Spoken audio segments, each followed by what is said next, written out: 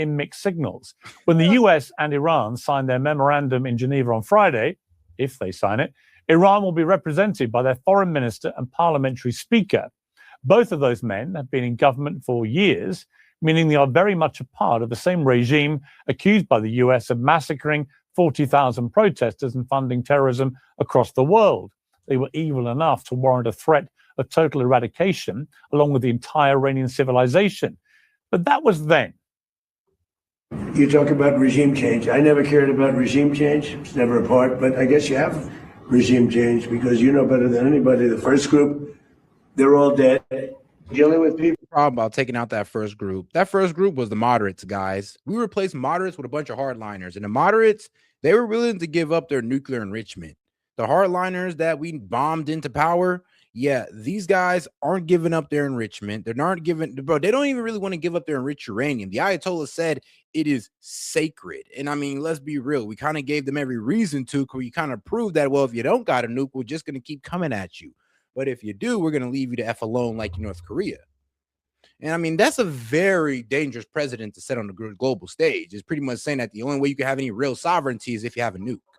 People that I think are very rational people, and they were nice to deal with. They were strong people, smart people. I think actually they're smarter than the first and second group, but they're not radicalized, and they're, you know, looking to help their country.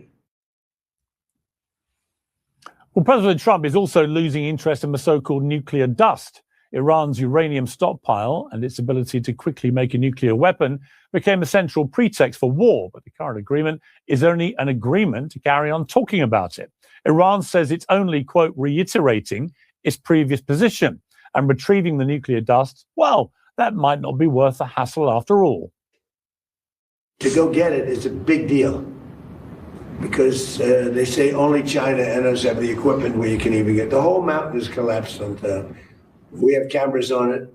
You could make the case, why are you even bothering? Because it's not really valuable. It's, you know, it's probably $500,000 worth. It's not very valuable stuff. Meanwhile, the Israelis, who launched and fought the Iran war alongside the US, were not given access to this agreement at all. That's despite Iran's insistence that the deal includes Lebanon, where Israel is at war with Hezbollah. Benjamin Netanyahu. And let's not forget that Israel attacked Hezbollah first. Yeah, Israel attacked Lebanon first. Israel broke a ceasefire with Hezbollah and attacked Lebanon. And they've been ruthlessly attacking Lebanon, decimating entire cities and villages off the map. Bro, Google had to pretty much take out a couple of villages off the map because of the extensive damage that Israel did to it. And then they put up a military buffer zone and were pretty much planning to put settlements on there, aka they're literally trying to take Lebanon.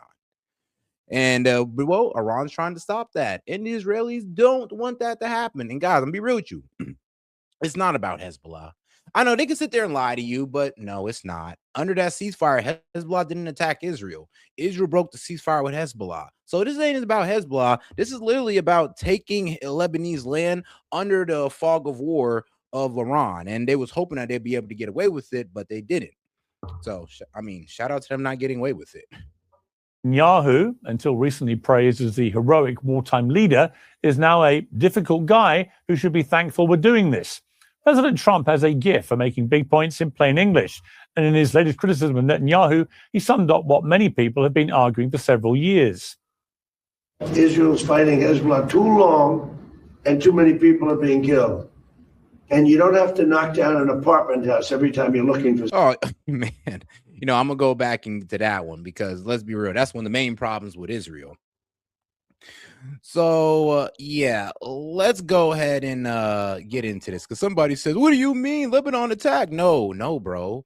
When we did our combined strike on Iran, yeah, that's when the IDF went into Lebanon, aka Hezbollah didn't attack first. Israel did. Actually, the whole reason why Hezbollah exists is because of Israeli aggression. If you don't know that, then you need to actually go look up in the 1980s and see how Hezbollah got created. It was created through Israeli aggression through the invasion of Lebanon in the 1980s. But we can go a little bit further with this. Why not? We can have a little fun with this. So the UN interim force in Lebanon has documented over 10,000 Israeli air and ground violations since the impediment of the ceasefire. So, like I said, you might want to go look stuff up before you talk, because I definitely did. But yeah, shout out to the UN intern force in Lebanon has recorded over 7,500 Israeli airspace violations and nearly 2,500 ground violations. But okay. Though. So I don't know what he's talking about. I don't think so, bro. I don't think so. I actually look into this stuff before I say it. But I knew somebody was going to come out there and be like, what do you mean? I believe the Hezbollah. I believe Israeli propaganda. What do you mean? Lebanon attacked us first. No, they didn't. Oy vey, bro. What you mean? Y'all went into their land. Like, chill out. But all right, though. Let's get back to it. Ooh. Somebody. Because there are a lot of people in those apartment houses, and they're not all Hezbollah, that I can tell you. Well, the Iran war caused an enormous rift among Trump's supporters. Oh, yeah, let's go back. And you don't have to knock down an apartment house every time you're looking for somebody. And I love that he said that, because that's what they were doing in Gaza. Yeah, you don't gotta knock down an entire hospital to take out 2 Hamas members and then talk about human shields. You don't gotta sit there, well, to take out 10 Hezbollah members. You don't gotta destroy an entire neighborhood and then talk about human shields. Like, bro, that's the problem with Israel. Like I said, to take out one, they'll take out the whole block. If Israel wants you dead, bro, you and your whole neighborhood is going to get exterminated just for you. Because there are a lot of people in those apartment houses, and they're not all Hezbollah, that I can tell you. Well, the Iran war caused an enormous rift among Trump's supporters. Now the agreement is doing the exact same thing in reverse. Mark Levin, hailed by Trump as the true voice of MAGA, is having what looks like a nervous breakdown. And most of the war's biggest supporters cannot stomach the idea that Iran is about to get $300 billion in financing while charging a toll on the Hormuz Strait. I mean, you know, so funny. They can't stand the idea, but they're the ones who supported the war that gave Iran this beautiful opportunity that they are taking advantage of. I mean, y'all may not like the idea, but I'll be real with you. You're the cause for this, like, great moment in Iranian history. Like, literally, the people who supported this war against Iran are the reason why Iran is about to get some type of economic prosperity. Thanks a lot, guys. But here's the thing, though. I mean, they say they hated Iran oh so much, but maybe they were the real IRGC agents. I know y'all were trying to call me one for pretty much exposing the BS lies being told about what's going on in the war, but maybe it was the guys who were supporting the war that were the real IRGC agents. Considering how well Iran's about to be doing after, maybe they were the ones. Or they were just a bunch of idiots who didn't know what the fuck they were talking about. That too. And effectively using Trump to rein in the IDF.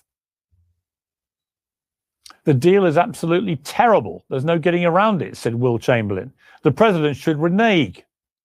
Nope. A complete disaster. No, I mean, they want the president to renege on it, but we can't. You want to know why we can't renege on it? Because, guys, they have escalation dominance. If we continue this war, it's only going to make things worse. Like, bro, the Strait of Hormuz problem gets worse. Iran's threat to our allies gets worse. So there was really no way of continuing this war without decimating the entire Middle East. That's the problem. That's why we're low-key sitting down and having to ask Iran to, yo, can you please come to the table and work this out? We'll give you $12 billion, which we are pretty much about to do.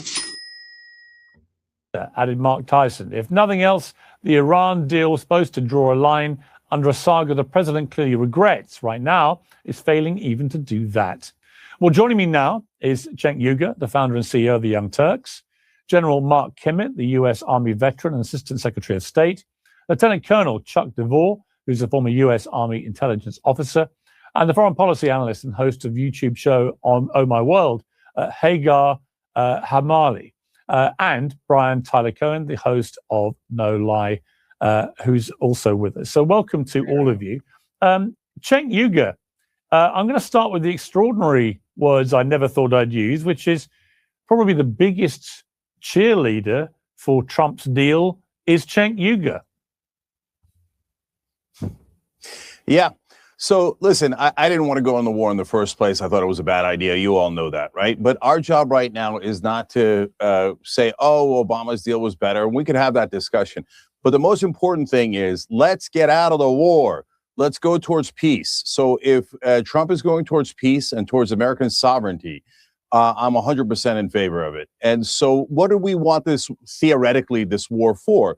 To end any chance they have a nuclear weapon? Well, this deal ends that. And then after the war started, we need to open up the Strait of Hormuz. It opens up the Strait of Hormuz. So American interests are completely covered. We're done. The only reason why we'd want to stay in Miriam's war is to appease the Israelis. And I think that every single person on air right now saying we have to stay longer is saying we have to stay longer for Israel, so that Israel could fight Hezbollah and Hamas better, so they could take southern Lebanon, so they could drag us into endless wars, so they could destroy their regional opponents, so they could have no one to defend Lebanon, Palestine, Syria. No, I mean, that's the whole reason. It's like, bro, they literally popped off this war with Iran. One, because they want the IRGC gone, but two, so one, Iran be too busy with the United States, and they can go there behind everybody's back and pretty much annex Lebanon, and that was the goal, to take Lebanon. And here's the thing, they even put boots on the ground to do so. They put the IDF on the ground to fight Hezbollah, and both sides have took substantial losses, like 3,000 loss on both sides. So it's not even like Israel's whooping their ass or really gaining much ground, but for some reason, they still want to continue the offensive. Yes, it's an offensive because they attack them first. Every other place that Israel wants to expand. Bro, how are you defending yourself when you attack them, you put boots on the ground on their land, and you're creating military buffers on their land, but you're on the defense? Like, what? Why do we care what Israel wants at all? It's none of our business. Our business is covered. Trump made a deal. It's perfectly fine. Let's get the hell out of there. We have no business in there in the first place, zero American interests. So as you see people betraying us and telling us that we have to stay in a war for Israel, make note of it. And let's also make note of one more thing, Piers. Marjorie Taylor Greene, Tom Massey were excommunicated. How dare they criticize Trump and want the Epstein files released? Now I see all sorts of Republicans, politicians, pundits, all daring to disagree with Donald Trump, saying he's wrong, attacking Donald Trump. Yeah. Where are the consequences? Are they going to be excommunicated? Or, as usual, does Israel first get a special rule? They're allowed to bash Trump. They're allowed to criticize Trump. They're allowed to be for war. They always get special different rules. So, no, they won't get excommunicated. And we're about to find out who runs the Republican Party and who runs this country. Literally. So if Trump says... No, literally, because I remember when I said it out loud, like, look, once this war goes bad, all the pro-Israel guys are going to turn on Trump. And I already seen hints of it as soon as Trump was edging towards a ceasefire. And now they're going full off, mask off, letting us know who they're really for. It's like they should be for stopping this war if they're for America, but they're not. They're for Israel. So they want this war to continue, even at the risk of our economy and at the risk of our American lives. Like the way Mark Levin, Ben Shapiro, and Lindsey Graham has been talking should have made it obvious that MAGA, y'all been fooled into making Israel great again. It was Make America Great Again, but they fooled you into making Israel great again. They use you guys to get their warmongering agenda across. Then they toss away your politics and go right into the very thing that y'all didn't want to get in, that y'all didn't vote for. You didn't vote for a war with Iran. But for some reason, y'all going to pretend like it because Trump did it. And I think the pro-Israel lobby kind of knew you guys were going to do that. So they played on that. And they played us, well, they played y'all pretty damn well. Israel doesn't run it anymore, and we're going to leave and go to peace. God bless. I want to say us, but as you guys remember, you guys, MAGA was at my neck for being against the war day one. So I wish I could say us guys, but y'all on your own on this one. In favor of that. Okay, Hagar Hamali, welcome to Uncensored. It seems pretty clear from the rhetoric coming out of Donald Trump that his steadfast support for Benjamin Netanyahu and Israel is at best teetering on the brink and potentially something heading for a complete severance here. Is that your reading of this? And is it really because from the very start of this war, you've had two countries with competing agendas and that Israel's agenda is just simply not the same as Donald Trump's and isn't susceptible to the same political and economic risk that Donald Trump, I think, is now getting out of this war to try and counteract? No, so there's a lot inaccurate there in that question, because you have to first of all be able to distinguish between the state of Israel and the US relationship with the state of Israel and our mutual interests and also Netanyahu. So let's start with that. The relationship with the United States and Israel is always strong. I worked in foreign policy for over 20 years. I continue to work in foreign policy. And we have to distinguish. We have disagreements with world leaders all the time, including our closest friends. You know that. You're from the UK. We've had ups and downs. That doesn't mean our special relationship weathers. They have mutual beneficial interests. And I should add, by the way, I worked in foreign policy, particularly in the Middle East for a long time, but specifically in counterterrorism. And it should be known that the relationship with Israel is not because it's out of some kind of charity. The derangement around Israel is really odd to me. And I personally don't deal in hyperbole, I have to tell you. I deal in fact only. Really, it's odd. So the fact that Israel dragged us into this war, Israel's the one that don't want us to get out of this war, and all the guys who are telling us that they want boots on the ground and risk American lives and throw away the American economy are all pro-Israel guys. That's why Israel's constantly being brought up, because you guys are pretty much, well, demanding for all the BS policies, demanding for all the warmongering policies. I'm sorry, but that's on y'all. And then let's not pretend like you guys aren't one of the main agitators in the Middle East. I mean, so since you guys want to be the main agitator in the Middle East, and you want to play the villain every damn time, you're going to get brought up, especially after the atrocity y'all pulled off in Gaza. And a number of the terrorist plots here in the United States are thwarted thanks to our partnership with the Israelis, because when you look at nefarious actors like the Iranian regime and their terrorist proxies and other Islamist and fundamentalist extremist groups in the region, they're not trying to target the United States because our friendship with Israel. They're trying to target the West and our democracy, and Israel is part of that. So I want to be very clear about that. But the fact is, to answer your question about Trump and Bibi, sure, there's now disagreement, as we have with every world leader. I wouldn't overemphasize that or exaggerate it to view it as some kind of strain on the relations. If there's any strain in the relations, I would see that if we have a Democrat president next, because that's something that they've been talking about, the left and Democrats. They highlight that. That's a very heavy part of their campaign. But on the right or with the current framework, no, we're going to have our disagreements. But Trump very much understands Israeli interests and how U.S. national security interests are tied up in that. I want to be very clear, having worked in this for a long time. Not anymore. I mean, our interest stops with the nuclear enrichment. Your interest keeps on going with, you guys want regime change. You want to be able to annex Lebanon. And of course, you want to take care of Iran's ballistic missiles and proxies. I mean, yeah, those are an imminent threat to you guys. Our interest stops with the nuclear enrichment. And I like how Trump is doing it, because it stops with the nuclear enrichment and that's it. If you guys want to take on Iran for their ballistic missiles, if you want to take them on for their proxies, then go ahead. But you guys are on your own. And we need to keep it like that. And I guarantee you, Israel will sit their ass down if they realize that they're on their own. Because Lord knows they can't beat Iran by themselves. If they could, I'm going to be real with you, it'd have been popped off already. The U.S. goes after its national security interests unapologetically. It doesn't operate. It doesn't think, oh, well, let me see how I can work and expend national treasure to benefit another country, even if it's an ally. That's not how U.S. national security functions. The welcome return of summer sunshine doesn't mean you need to be uncomfortable. Life is too short. Mention that you heard about Cozy Earth right here, bringing in. Welcome back to Uncensored. Is there any real difference, substantive difference, between this reported 14-point agreement, which is due to be signed on Friday, and the one that Barack Obama signed all those years ago, which Donald Trump tore up and dismissed as the worst deal ever seen? Yeah, a couple of things. First of all, I think it's important to note that the JCPOA would be inactive at this point. So there was a time it had to be renegotiated anyways. Yeah, but here's the thing, though. If we'd have kept under JCPOA, by this time, Iran would have only been at 3.67 enrichment. Because he broke out of it, because he put the sanctions back on Iran, made the IRGC a terrorist group, kill General Qasem Soleimani, all within the time frame from 2018 to 2020. Yeah, that's what pushed Iran towards that 6% enrichment, which they got to in 2021.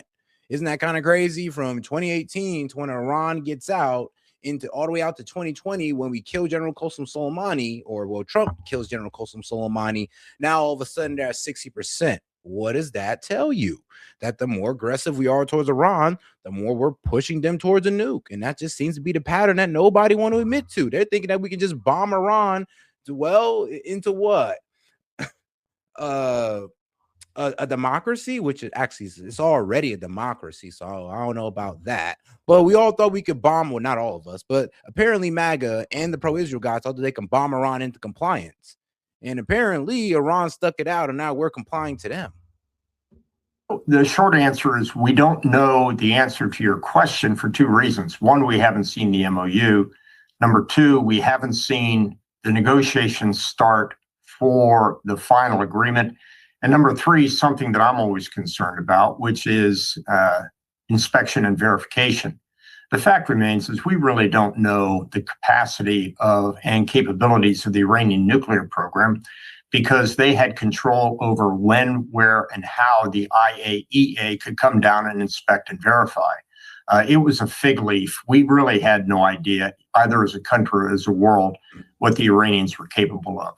So to answer your question, if we have an agreement that says we have unfettered inspection and verification of the terms and conditions of the agreement, yes, I think it would be a better deal. I want to play you, General Kimmett, a clip. This is Donald Trump talking about that if he doesn't like the final deal, this is here's the thing, though. If we go back into like the JCPOA 2.0 with a stricter inspection guideline, then I'm be real with you. Like I said, I mean, guys, you know what we had to give up just to get another version of the JCPOA? Like give up $24 billion, release sanctions off of Iran. I mean, we wasted about $25 to $50 billion with Operation Epic Fury. That was a complete failure, or we wouldn't be here.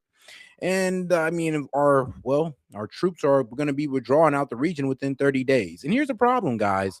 We're giving Iran $12 billion just to sit down, and they could pretty much reject the deal and still get that $12 billion. That's one of the major problems with me right now, is that, they can get money for no reason at this point. He will do. Is the text of the agreement now final, or are you still? No, it's not final. It's a memorandum of understanding. And if I don't like it, we'll go back to shooting at them, dropping bombs on their When head. do you expect the word? If I don't like it, if they don't behave, we'll go right back to dropping bombs right smack in the middle of their head. Now, we've had a lot of this kind of bellicose rhetoric from Donald Trump in the last 16 weeks of this war, much of which just hasn't materialized. Do threats like that have any significance anymore? Do you think the Iranians care when Trump saber rattles like that? And is on a practical reality level? I mean, not anymore, bro. He already did the height. Like, think about it. Like, after the whole world, I will destroy an entire civilization. After that threat, and he didn't commit to it, everything else is just watered down after that. Like, that was the height of threat. I'm gonna be real with you. And I'm glad he didn't commit to it. Like, thank God. But I mean, since you didn't commit to it, now everybody looking at you like a sucker. Everybody's looking at you like, well, Taco Trump. So be real with you, like, maybe you shouldn't be saying things that you're not willing to commit to. Maybe you should make your words a little bit more powerful. Like, if you say it, people should be fearful about it, because you carry out about what you say. And Trump watered down the power of his words every time he went out there and threatened complete destruction of Iran. And of course, we're going to get total surrender. But if you look at this deal, man, it looks like we're somewhat surrendering on some things. Is it realistic? But I'll tell you one thing we're surrendering on: the IRGC being in power. We're pretty much saying, you know what? Yeah, it's okay for them to be in power. It's okay. But the radical mullahs, hey, man, shut your ass up. Can you get them off the straight? No. Can you overthrow them without putting boots on the ground? No. So guess what? The IRGC guys, they are now people who are good, strong, proud. According to Trump, this is what he's saying: good, strong, proud, and people who actually show some decent restraint, unlike our ally Israel. Oh, man. To think that there could be, say, a pause of a month, 2 months, 60 days, whatever. And at the end of it, if Trump isn't happy, he starts the military attacks again, given what's been going on for the last 16 weeks. Well, the answer to your question, your last question, is of course they could start the military campaign up again. Now, would it have any effect? I think we've got to understand that military success up to this point has not had a strategic effect. It really hasn't changed the behavior of the Iranian regime. And part of that is this the resistance. My guys, we bombed the shit out of them. Like, bro, we dropped like metric tons of bombs on these guys, and the IRGC is still in power. They still got 70% of their pre-war missiles, 60% of their navy still intact, and the IRGC is still in power.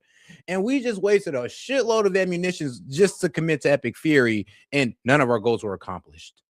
It's like, guys, you don't really understand how embarrassing that is, honestly. Like, it's tough. This model that is being used, which says they win by not losing, they win by outlasting their opponent. We've seen that with Hezbollah. We've seen that with Hamas. That is just the nature of resistance warfare. They win by not losing. In fact, if you think that they learned it from us, but that's the problem with resistance warfare or terrorist warfare, or however you want to phrase it, is that if you actually want to solve it, you're actually going to have to speak to their plight. Or you could take the more gruesome route and you could just, you can kill them all. I mean, there's two ways to this, guys. There's you actually listen to their plight and you handle it.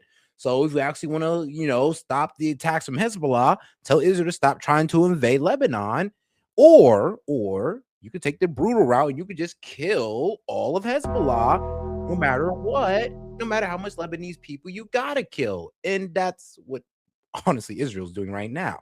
So yeah, like I said, there's two options. You can even take it with Hamas.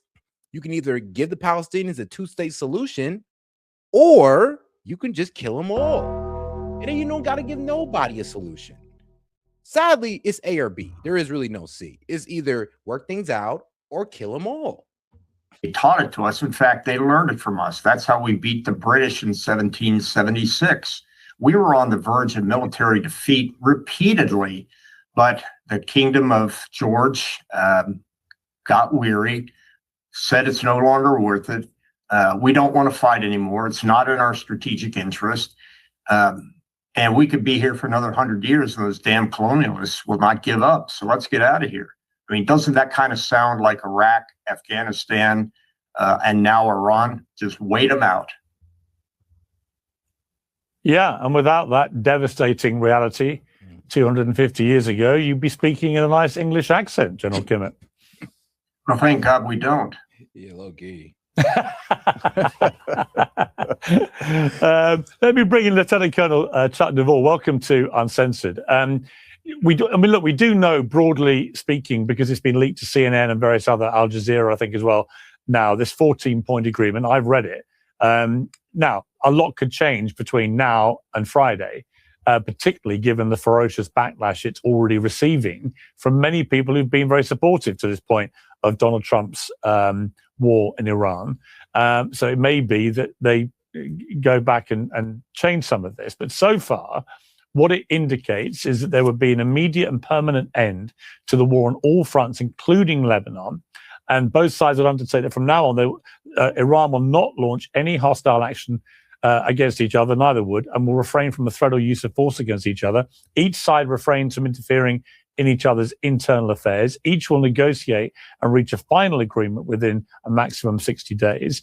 Iran will open the Strait of Hormuz to international shipping, while the US will lift its naval blockade on Iranian ports within 30 days. And then this significant part, I think, here, the rehabilitation and economic development of the Islamic Republic of Iran, ensuring financing of at least $300 billion and the unfreezing of assets of $25 billion, all sanctions currently facing the Islamic Republic of Iran to be lifted.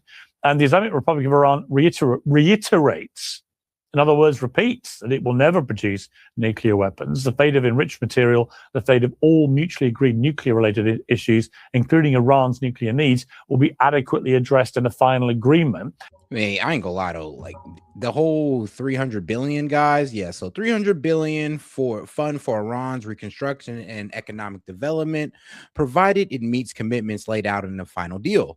The negotiations was also set out a plan for the lifting of all U.S. sanctions against Iran in an agreed upon schedule.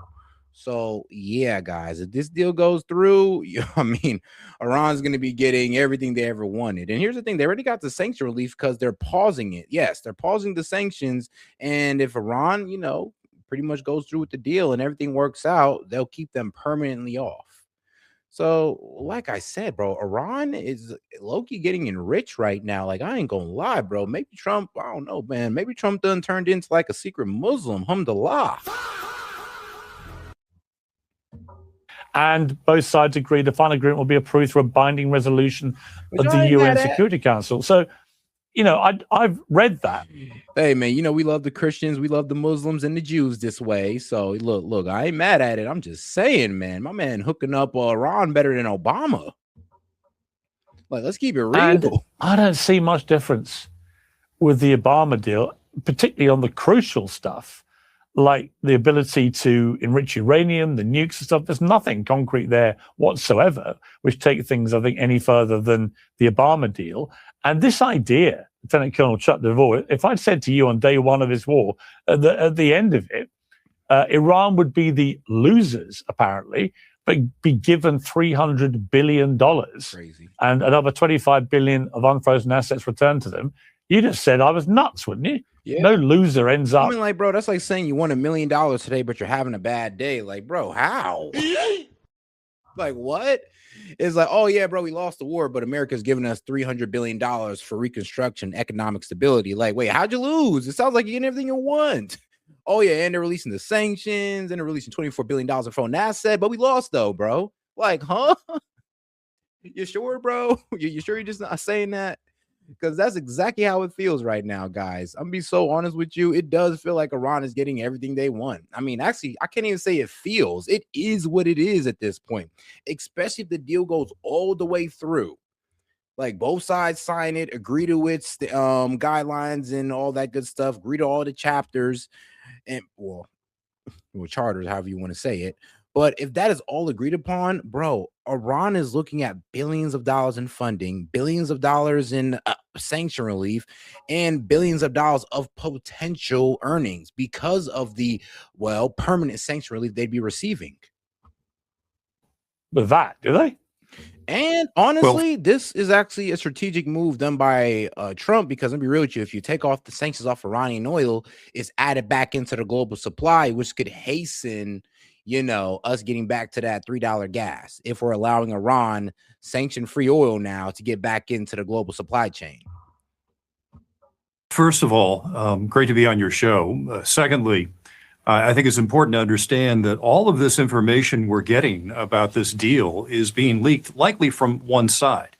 Just a few minutes ago, I was listening to President Trump speak with India Prime Minister Modi, and he indicated that he wasn't entirely sure whether or not the deal would be to his liking on Friday. He was basically admitting that there are details that are being worked out. But let's go ahead and compare the JCPOA with facts on the ground today. The general mentioned a few things that I think are bear expanding upon, which is that the JCPOA did nothing to restrain the Iranian ballistic missile program, which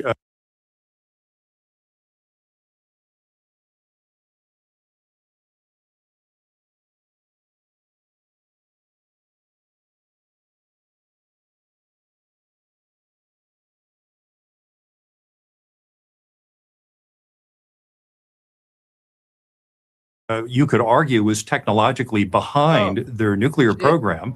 Thanks, user. My bad. I was just, plugging once again. So pretty much, like I said, guys, make sure to double tap that screen and like the video. And any question, comment, jokes, or disagreements, feel free to super chat it in Venmo or PayPal, $2 and up. Appreciate the support. And also, that's pretty much it. All right, I'm done plugging, guys. Let's get back into it. Weapons aren't all that good unless you have a reliable long-range platform that you can use to deliver those nuclear weapons. Well, that infrastructure has been largely obliterated as the result of this war. That specialty steel factory that made the alloy that was needed to make the missile bodies, that has been destroyed. A lot of the missile science. Yeah, but and like I said, bro, if that was the case, then I mean, we wouldn't be coming down to this deal, and we would actually just be trying to finish off Iran. But that's not the case. And according to the CIA, our own intelligence service or community, Yeah, they're already telling us that they maintain 70% of their pre-war stockpile. And during those days, during the ceasefire that we're still under, by the way, they've been rebuilding their missile capability. Bro, Iran's able to make like 300 missiles a month. And it goes to show their manufacturing power at that point. I mean, guys, we're struggling to make 100 Tomahawk missiles a year. They're doing 300 missiles a month. Have similarly been killed as well.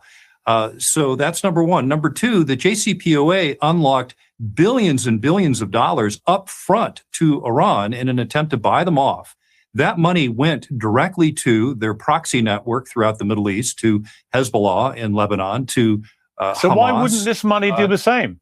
I don't understand. Why would this money?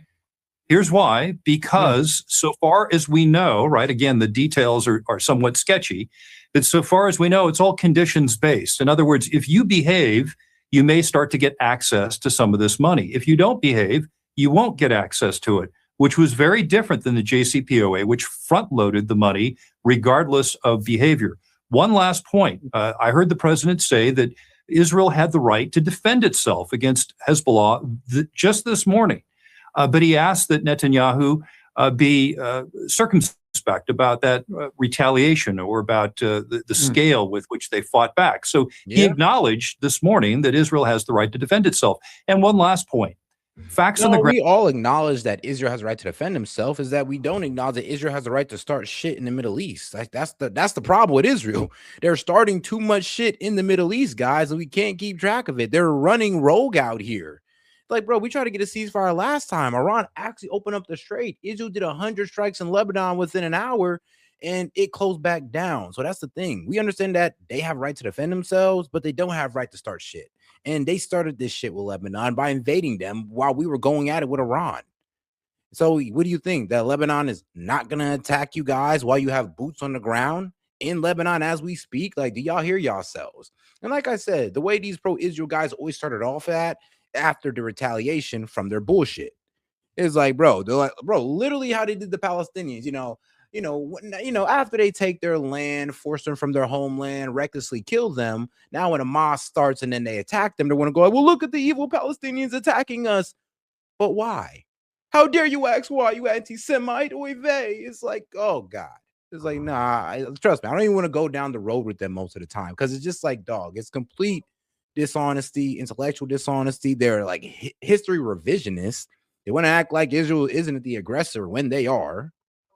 Again, have changed significantly.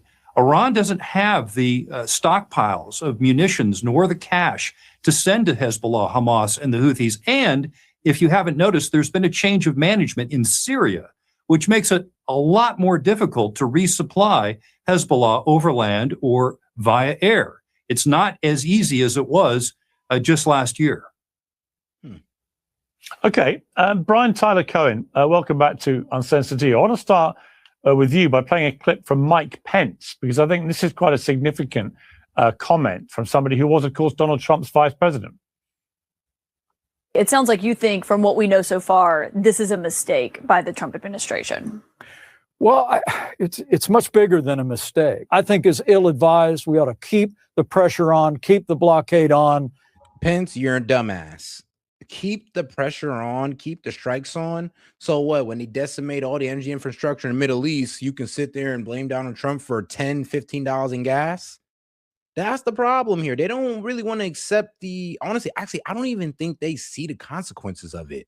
They literally completely underestimated Iran. And after these results, they still underestimate Iran. It's like, bro, we wasn't able to remove them off the strait. Like, bro, we're not able to protect our allies in the region. They're overwhelming our missile defense systems and their missile defense systems.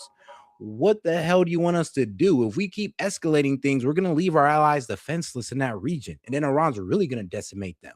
So the further we take things, the worse it gets for us at the end of the day. That's why we can't keep going with strikes.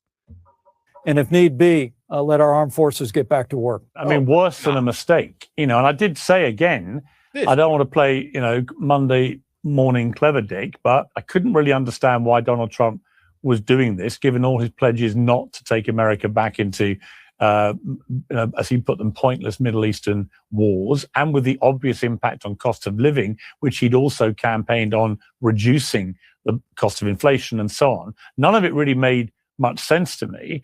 And also, I couldn't see what the end game was going to be. And now we see the end game is at best a mess, and at worst, as Mike Pence, Trump's former number two, and normally pretty loyal to him, actually, saying, worse than a mistake. And I did say this could end up being Trump's legacy, but it might also be something which could cost the Republicans the House and the Senate potentially in the midterm elections and maybe even the next general election. These things have enormous consequences.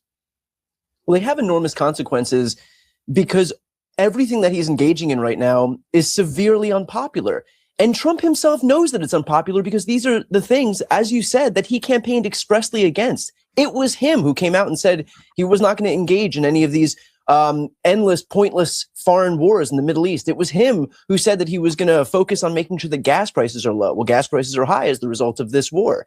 It was him who said, who even